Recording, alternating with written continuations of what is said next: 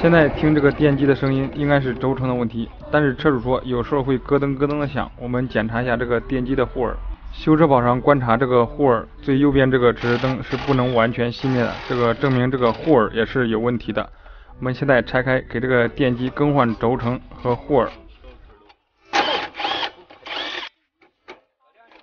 电机拆掉以后，我们现在把这个电机给它打开，看一下这个轴承和护耳是怎么损坏的，是不是电机进水？一般这种都是进水损坏的。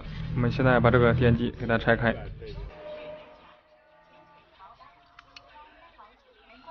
电机上的一圈螺丝全部拧掉以后，我们现在把它磕开。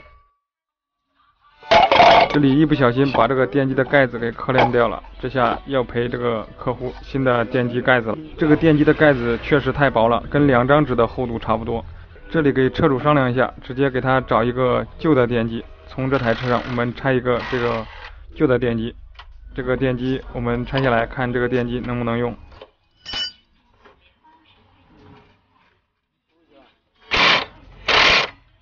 电机里边最容易坏的就是护耳和轴承了。我们这个电机拆下来，用这个修车宝检查一下这个护耳，看有没有问题。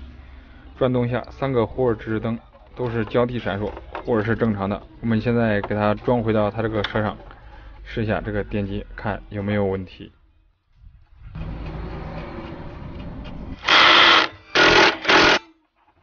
我这不是啥？这个电机安装好以后，我们现在试一下看这个电机有没有问题。用手转动一下是正常的。打开钥匙，拧动转把，发现这个电机是抖动的。这个其实是电机相位的问题，不过它这个控制器上面是有这个学习功能的，我们直接把这个学习线对接，让控制器自己调节一下就可以了。门对接好，直接打开电门。这个电机自己就转起来了啊，自己就学习了，不过是倒转的。此时我们拧一下转把，再松开，这个电机就会往反方向转，现在就是前进了。这个时候我们把这个学习线把它拔开，再试下，这个电机就正常了。我们看一下，此时这个电机已经正常运转了。问题来了，这种情况收客户多少钱合适呢？